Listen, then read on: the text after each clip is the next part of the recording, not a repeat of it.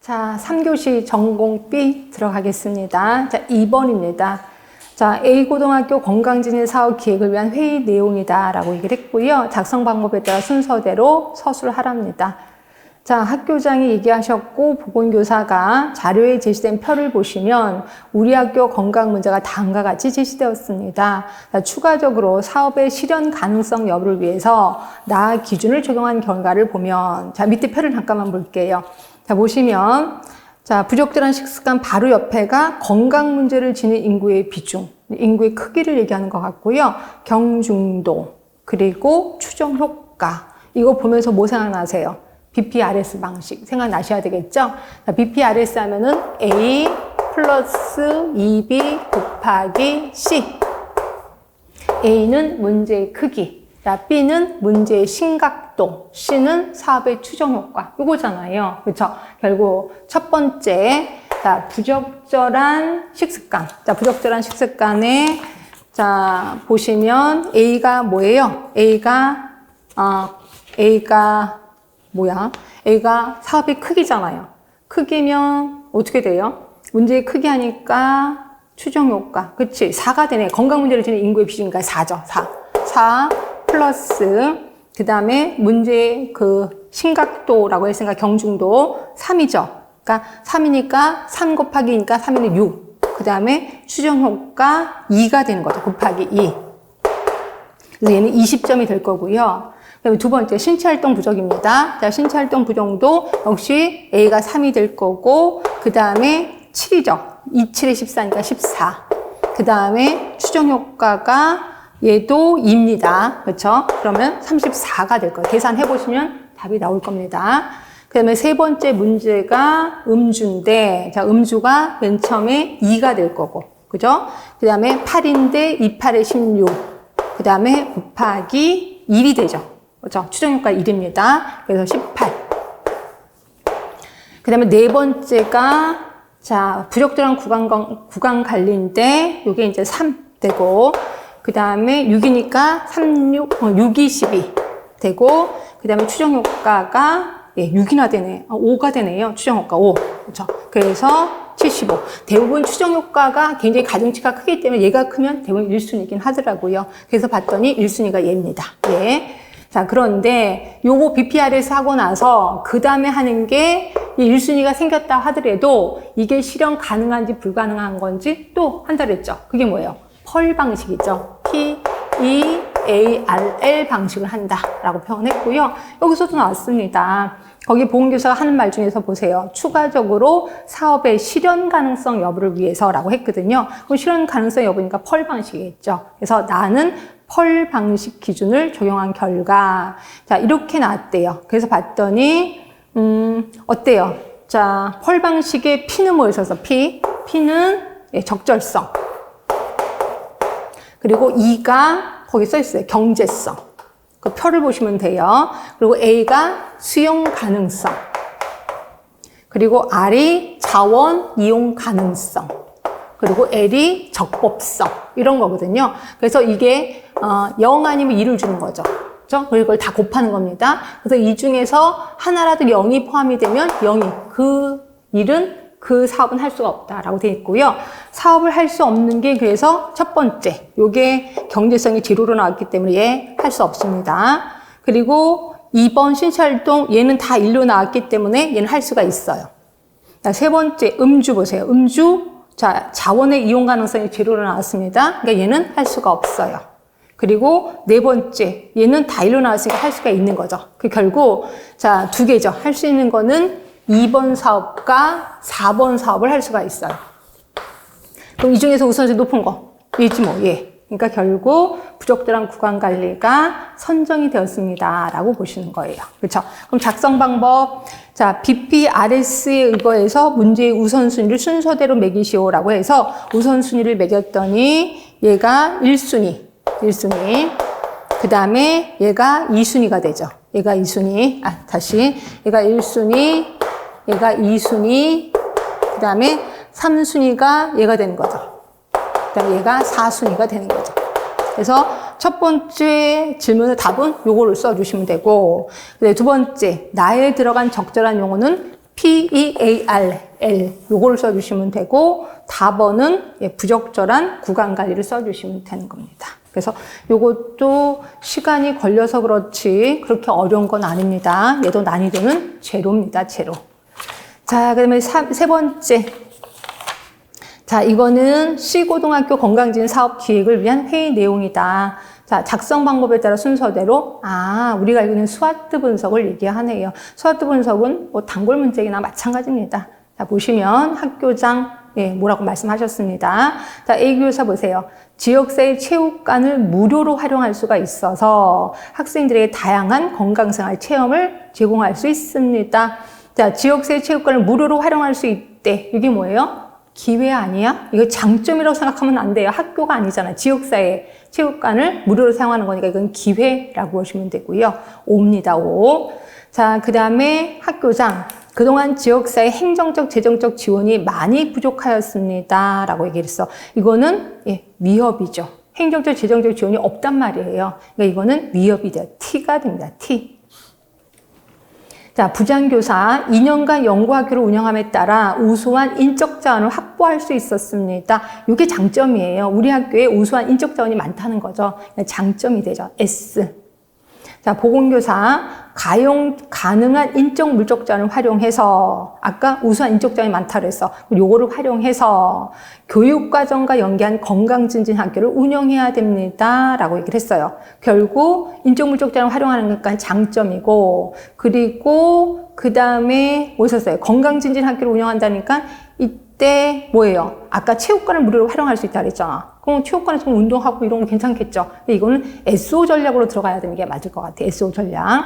학교장. 자, 우수한 교내 자원을 활용해서 S. 학부모 및 지역사회 지원 체계를 구축하는 것도 하나의 전략이라고 할 수 있대요. 근데 아까 지역사회 자원이 재정적 지원이 부족하다고 했어. 그럼 이거는 T죠, T. 결국 이거는 ST. 전략을 하자라고 얘기를 하신 거고요. 자, B교사. 학교의 건강증진 사업에 대해 학부모의 관심이 부족해서 참여율도 많이 저조한 편입니다. 라고 했어요. 그럼 이거는 학부모의 관심이 부족해서 참여율이 저조하니까 위협일 수도 있고 이것도 약점이라고 해도 상관은 없을 것 같아. 하여튼 위협. 그러니까 위협 아니면 약점입니다. C교사. 일부 교사 중심의 연구 학교 운영에 대해서도 불만을 토로하는 교직원들도 있대요. 교직원들이 지금 불평불만이 많다는 거예요. 일부 교사가. 그럼 이것도 약점이라고 볼 수 있는 거죠. 약점. 그렇죠? 자, 그러면 기회에 대해서 언급한 교사를 제시하래. 기회에 대해서 언급한 교사는 A 교사죠. A 교사. 그 다음에 보건교사. 아까 보건교사는 SO 전략. 그리고 학교장이 제시한 전략은 학교장은 ST 전략. 결국 보건교사 SO, 학교장은 ST 전략 써주시면 되고요. 그 다음에 세 번째, 교직원 모두의 지속적인 노력을 통해서 학부모의 적극적인 참여 분위기를 조성했다면 이에 맞는 전략을 제시하랍니다. 자, 교직원 중에 모두의 지속적인 노력을 통해서. 근데 교직원이 아까 불만이 많다고 했잖아요. 그렇죠? 그러니까 모두 지속적인 노력을 통하니까 이거는 어때요? 그죠. 약점을 극복하는 거지. 그리고 학부모의 관심이 부족하다고 했잖아. 근데 학부모의 적극적인 참여. 그러니까 이거는 아까 위협 아니면 약점이라고 했는데 이걸 약점으로 하면 둘 다 약점이잖아요. 그러니까 안 되고 그러면 학부모의 참여를 위협이라고 봐야 되는 거죠. 결국 자, 교직원 모두의 지속적인 노력을 통해서 근데 교직원 중에 불평, 불만을 하는 사람이 있으니까 이거를 바꿔줘야 돼. 약점을 바꿔줘야 돼. 그리고 아까 말한 학부모의 참여가 부족해. 이건 이제 위협이라고 봤고, 요 두 개를 합한 거니까 WT 전략을 제시해야 되겠죠. 그렇죠? 다시 한번 얘기합시다. 처음에 기회를 언급한 사람은 A 교사. 그 다음에 보건교사는 SO 전략. 공격적 전략을 얘기하는 거고요. 학교장 하면은 ST 전략. 그래서 ST 전략이 신사업, 신기술, 신고객을 창출하는 거죠. 그리고 마지막에는 WT 전략이라고 보시면 되고 WT 전략은 방어적 전략입니다. 결국 사업의 축소, 폐지 이런 것들을 얘기하는 거고요. 그래서 마지막은 WT 전략을 제시해야 된다. 그러니까 이쪽 부분에 대해서는 좀 성공할 확률이 좀 떨어질 수도 있겠다. WT 전략이니까. 그렇게 해서 구분하시면 되고, 이건 좀 어려웠나요? 근데 여러분 헷갈리는 게, 요게 우리의 약점인지, 아니면 이게 또 우리의 강점인지, 또는 이게 기회인지, 또는 위협인, 요게 좀 헷갈리거든요. 그럼 여러분들이 생각하기에 이거 위협도 괜찮고 약점도 괜찮고 일단 2개 써놓으세요. 그리고 나머지 다 비교해서 이건 이거니까 얘는 다른 거겠구나라고 이게 좀 조정하는 것도 괜찮습니다. 그래서 3번은 조금 난이도가 있는 편이구나라고 보시면 될 것 같고, 자, 그 다음에 5번으로 넘어가겠습니다. 요것도 조금 어려울 것 같긴 해. 가족 치료에 대해서 가족 치료 유형. 그래서 이게 이제 기출문제로 나왔기 때문에 가족 치료 유형을 전체적으로 한번 좀 정리하고 싶어서 이번 문제를 냈는데요. 자, 보건교사는 가족 치료란 개인의 문제를 개인 내적인 것이 아닌 그를 둘러싸고 있는 환경, 특히 가족원들 간의 상호작용에서 보는 것입니다. 오늘은 가족 치료 유형에 대해서 말씀해 주시기 바랍니다. 라고 얘기를 했고, 교사 A. 각각의 치료 유형을 제시하는 겁니다. 자, 교사 A, 가족 치료의 주 목표는 개인의 개별화라고 생각합니다. 개인을 가족으로부터 해방시키는 것을 목표로 하는 것이며 결국 개인의 성장과 성숙에 초점을 두는 거래요. 결국 가족이 너무 뭉쳐 있어서 문제가 생기는 거거든요. 그래서 약간 띄워놓는 거죠. 약간 경계를 만들어 놓는 거. 이게 뭐냐면 정신분석적 가족요법이에요. 그렇죠? 이거 에커만이 제시한 겁니다. 정신분석적 가족치료요법. 이라고 보시면 되고, 교사 B입니다. 행동 문제는 한 세대에서 다음 세대로 전수되는 것이기 때문에 치료 목표는 탈삼각관계 과정을 통해서 다세대에 걸친 삼각관계 속에 개인을 해방시키는 것이라고 생각합니다. 그런 거 있잖아요. 그 아동학대요. 아동학대는 아동을 자기 자신을 학대한 사람의 그 부모는 어렸을 때 또 학대를 받았다면서 결국 어렸을 때 학대를 받았던 사람이 자기가 자식을 낳으면 또 그 아이를 또 학대를 하는 거예요. 그죠? 이렇게 대물림을 하는 거죠. 그래서 이거를 끊어놓는 거. 그죠? 결국 한 세대에서 다음 세대로 넘어가는 거를 아예 끊어놔. 이걸 탈삼각관계 과정을 통해서, 그래서 그 문제를 없애버리는 거. 이게 뭐냐면 체계이론이에요. 보웬이라는 사람. 보웬이 제시한 체계이론, 가족 체계이론. 가족 체계이론을 얘기하고 있습니다. 보웬의 가족치료요법이라고 보시면 될 것 같고요. 그 다음에 교사 C입니다. 자, 그 다음에 미성숙한 부모는 특정 자녀와 공생적인 관계를 형성해서 자신의 문제를 그 자녀에게 투사하는 것과 같습니다. 자, 투사하는 자녀는 출생순위가 중요한 역할을 하고 있는 것 같습니다. 라고 해서 출생순위가 제일 처음인 아이한테 더 투사를 하는 거죠. 그렇죠? 이게 아까랑 똑같은 겁니다. 체계이론과. 그러니까 다음 세대 대를 물리게 된다는 거죠. 이거 똑같아. 그리고 교사 B나 교사 C나 똑같이 보웬의 가족치료요법. 그러니까 체계이론을 얘기하고 있습니다. 자, 교사 D. 가족 치료의 목적은 역기능적인 가족 구조로 인해 생긴 증상을 감소시키고 문제를 해결하기 위해 가족 구조를 변화시키는 거래. 가족 구조를 변화시켜 특히 경계가 밀착된 가족일수록 서로의 생활에 지나치게 개입하고 관여하기 때문에 의존성이 심해지고 가족 이외에 가족 이해에 대한 사람들과의 관계 맺는 것을 어려워한대요. 이게 뭐예요?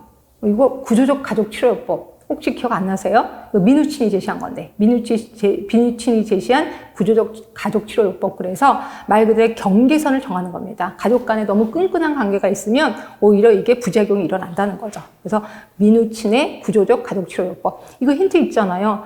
역기능적인 가족 구조로 인해서 생긴다 그랬잖아. 결국 가족 구조를 변화시킨다 그랬잖아요. 이거는 구조적 가족치료요법을 얘기하는 거고요. 자, 교사입니다. 가족 문제의 근본 원인을 정서적 억압이 있다고 생각합니다. 따라서 가족 구성원들 간에 진정한 정서적 접촉을 행한다면 가족 모두의 성장의 계기가 될 것입니다. 가족의 느낌, 생각, 내면적인 경험을 노출시킬 수 있는 다양한 방법을 사용해야 된다. 결국 가족 간의 대화가 없어서 일어난다는 거죠. 그래서 가족 간에 서로의 마음속에 있는 걸 다 터놓고 얘기할 수 있게끔 그런 장을 하나 만들어주면 그 문제점이 없어질 거다라고 하는데, 이거는 뭐냐면 경험적 가족치료요법입니다. 이게 경험적 가족치료요법. 그다음에 교사 F. 자, 가족치료의 목표는 현존하는 가족 문제를 해결하는 것입니다. 마음보다는 행동의 주의를 기울이고 행동의 이유를 밝히기보다는 행동의 변화가 주 목적이 되어야 합니다. 행동이 변화되면 감정도 변하게 되는 거니까요. 결국 그 가족 문제의 근원적인 것을 파헤치는 게 정신분석적 가족치료요법이라면, 이거는 그 분석적인 깊은 그 문제를 파헤치는 게 아니라 행동을 바꾸는 거야. 행동을 바꾸면 마음도 바뀌게끔 돼 있다라고 본다는 거죠. 이게 전략적 가족치료요법입니다. 전략적 가족치료요법. 그래서 요거 시험 문제 민우친이 제정 구조적 가족치료요법 요것도 시험 문제 나왔었고요. 하여튼 몇 번 좀 많이 나왔거든요. 그러니까 각각에 대해서 한번 정리하고자 제가 다시 한번 요 문제를 낸 건데 다시 한번 얘기할게요. 교사 A는 정신분석적 가족치료요법, 그리고 B하고 C가 보앤이 제시한 가족치료, 결국 체계 이론을 얘기하는 거고요. 그다음에 교사 D가 구조적 가족치료요법, 민우친입니다. 민우친. 아까 정신분석적 가족치료요법은 에커만이 제시한 거고요. 에커만. 그다음에 교사 E가 이제 경험적 가족치료요법. 그 다음에 교사 F가 이게 이제 단기적으로 끝나는 거거든요. 이게 이제 전략적 가족치료요법이라고 보시면 될 것 같아요. 예, 그렇게 해서 한번 훑어봤고요. 그 다음에 7번. 자, 7번 보시면 프리시드 프로시드 모형. 요거 얘기합니다. 자, 프리시드 프로시드 모형은 저는 비어있는 연습장에 이걸 쓸 수 있어야 된다라고. 그러니까 그만큼 각인해야 된다라고 얘기한 게 이거고요. 맨 처음에 삶의 질부터 시작하죠. 삶의 질에 영향을 미치는 여러 가지 사회 문제를 찾아내는 단계. 사회적 진단 단계. 그 다음 단계가 역학적, 그리고 행위적, 그리고 환경적 진단 단계가 들어가는 거죠.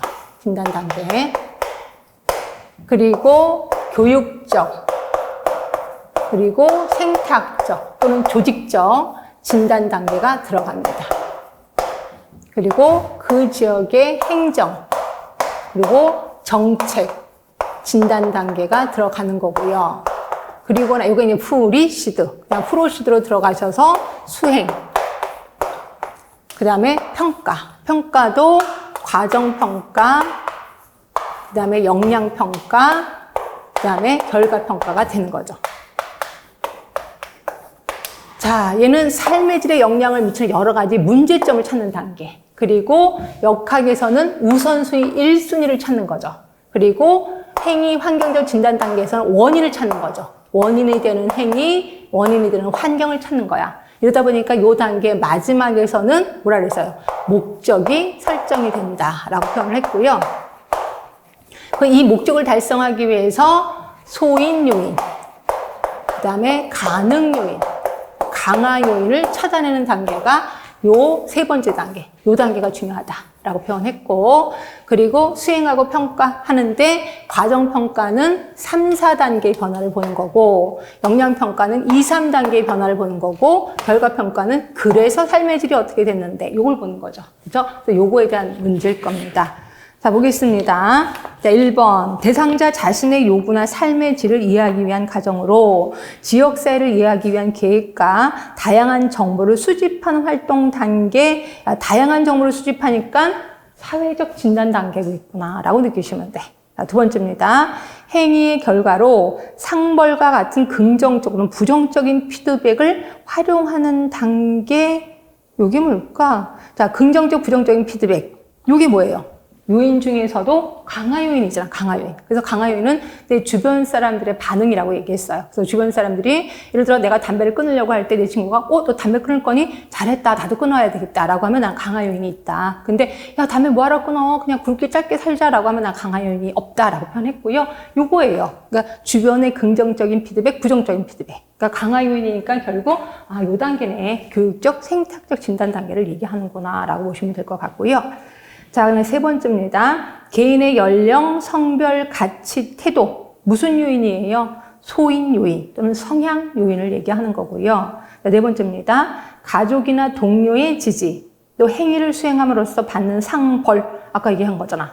긍정적 또는 부정적 피드백. 그러니까 이거는 강화 요인에 속하는 거다. 강화 요인.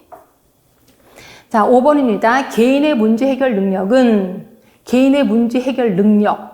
그러면 뭐야? 내가 그런 능력이 갖고 있다는 거죠. 그럼 능력은 뭐야? 기술과 자원을 얘기하는 거죠. 기술과 자원 하면은, 가능 요인 또는 촉진 요인을 얘기하는 거죠. 가능 요인을 얘기합니다. 가능 요인, 문제 해결 능력.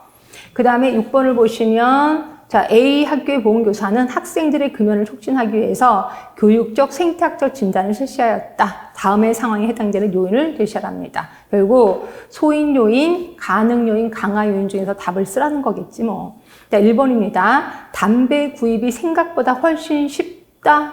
담배 구입이 쉽대요. 가능 요인이지. 가능 요인. 자, 두 번째. 학교에서 금연 교육을 지원해주고 있대요. 그럼 뭐예요, 이거? 강화 요인. 강화 요인.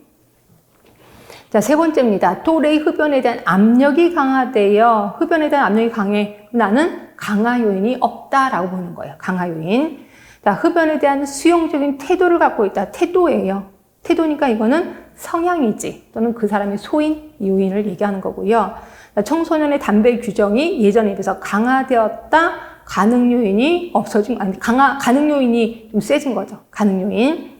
자, 다시 한번 1번은 가능, 5번도 가능 요인입니다. 그리고 강화 요인은 2번, 그리고 3번도 강화, 그다음에 4번은 성향 요인이라고 보시면 되고요. 이것도 조금 어려운가요? 근데 제일 키포인트는 그거예요. 얘를 구분하는 게 제일 중요해요. 소인 요인, 가능 요인, 강화 요인을 구분하는 게, 요것들을 좀 물어보는 질문들이 좀 종종 나오거든요. 그래서 요쪽에 확실히 구분을 좀 하시고 나머지는 그렇게 구분할 게 없습니다. 금방 알기 때문에 요게 좀 구분하는 게 힘들 거예요. 그래서 연습 차원에서 이걸 좀 갖고 와봤습니다. 자, 그 다음에 마지막 문제입니다. 자, 이거는 정신 쪽이 있고, 자, 다음 대화 내용을 읽고 학생들이 실시하는 불안 완화 기법을 제시하시고 이를 분류하래. 아, 이거는 문제가 두 개예요. 그러니까 지금 학생들이 제시하고 있는 불안 완화 기법 제시하고 이것도 분류를 하래요. 혹시 불안 완화 기법은 크게 세 가지로 나뉘는 거 아세요? 불안을 감소시키기. 그치? 그러니까 불안 완화요법의 분류입니다. 불안 완화요법의 분류. 크게 세 개가 있는데 하나가 불안을 감소시키기. 불안 감소. 그 다음에 또 하나가 인지 재구성. 그러니까 내가 잘못 알고 있어서 불안이 오는 거잖아요. 그러니까 알고 있는 거를 재구성해라. 인지 재구성. 그 다음에 또 하나가 새로운 행동의 학습이에요. 새로운 행동을 학습하는 거죠. 그래서 내가 불안할 때 어떤 행동을 해. 그럼 이제 불안이 없어지는 거죠. 그래서 이 세 가지로 구분할 수 있는데 지금 이 학생들이 얘기한 것 중에 어떤 것들이 여기에 속하는지 이것도 구분을 하래. 결국 문제가 두 개인 거죠. 자, 보건교사 보시면 오늘은 본인들이 실시하는 불안 완화 방법에 대해서 말해주세요 라고 얘기를 했고요. 학생 A는 우리 집에 있는 흔들 의자에 앉아서 조용한 음악을 들어요. 음악을 들으면서 숨을 들이키고 천천히 내뱉는 동작을 하면 긴장된 근육을 이완시키고자 합니다. 이게 뭐예요? 이완요법이지. 이완요법. 그럼 이완요법은 어디에 해당이 돼요? 이완요법은 불안 감소에 속하는 거예요. 그러니까 얘는 이완요법. 학생 A가 되는 거죠. 그 다음 이제 B입니다. 저는 조류에 대해서 공포를 느끼고 있어요. 그래서 이를 이기려고 일부러 한강 비둘기 서식지에 가서 가만히 서 있기도 하고 비둘기에 모이를 주기도 합니다. 그럼 모이를 먹는 모습에 집중하게 되고 불안이 사라지더라고요. 자, 내가 무서운데 그곳에 직접 가는 거야. 근데 그것에 더 많이 노출되는 거야. 이게 홍수법이죠. 그 홍수법은 어디에 속하냐면 이거 역시 불안 감소예요. 그러니까 홍수법. 불안 완화하고 B 학생이 여기에 해당이 됩니다.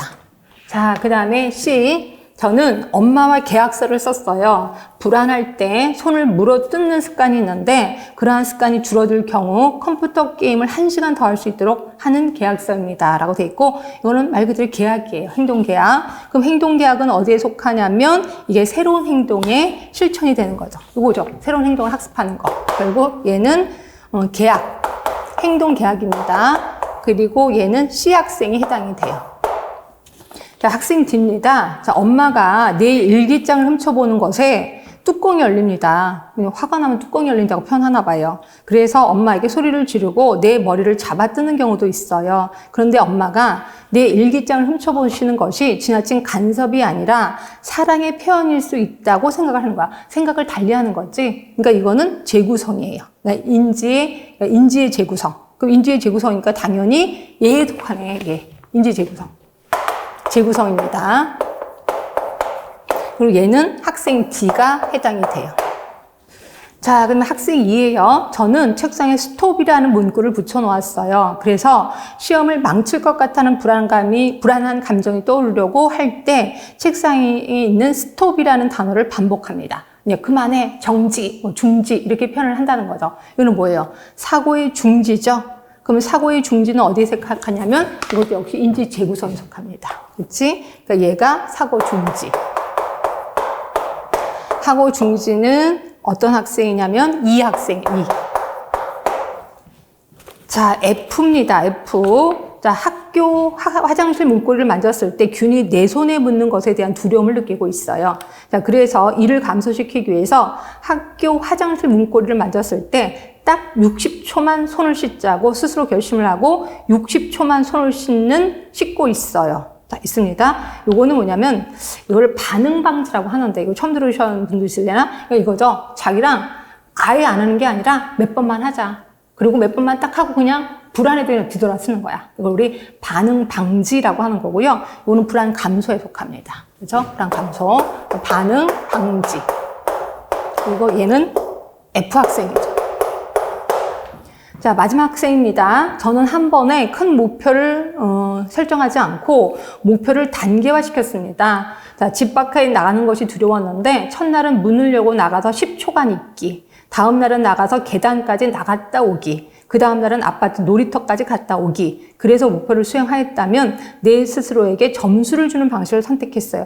이것도 토큰 경제라고 해서 형성법이라고 있습니다. 그래서 내가 목표를 설정하고 그 목표를 달성했다면 나한테 뭔가 칭찬을 주는 거죠. 이걸 우리 토큰 경제라고 하는 거고 이게 형성법인가 그럴 거예요. 그럼 이게 어디에 속하냐면 새로운 행동이 학습이 되는 거죠. 그래서 형성법 또는 토큰 경제. 토큰 경제고 요게 G 학생에 해당이 되는 거죠. 결국 요것들을 다 알아야 되고 얘 분류도 알고 계셔야 됩니다. 그래서 요거는 조금 어려울 것 같긴 해요. 여러분들 보시면 이게 불안을 하는 방법도 구분됐고 이걸 또 이게 구분까지 해야 되는 거니까. 근데 이거 구분하는 것도 시험도 나왔었습니다. 그래서 여러분 좀 아시겠지만 제가 이제 기출문제를 항상 머릿속에 갖고 있어라 라고 해서 요번에 문제도 기출문제에서 조금 약간씩 변형을 시킨 거다라고 보시면 돼. 그래서 뭐 이미 제가 얘기한 것처럼 문제의 난이도 그렇게 없습니다. 높지 않습니다. 그래서 기본으로 요 정도는 맞춰주셔야 된다. 근데 나는 잘 몰라? 그러면 시간이 아직까지 있으니까 요 정도를 좀 깊게 공부하면 되겠구나 라고 생각하시면 됩니다. 자, 오늘은 여기까지 고생 많이 하셨습니다.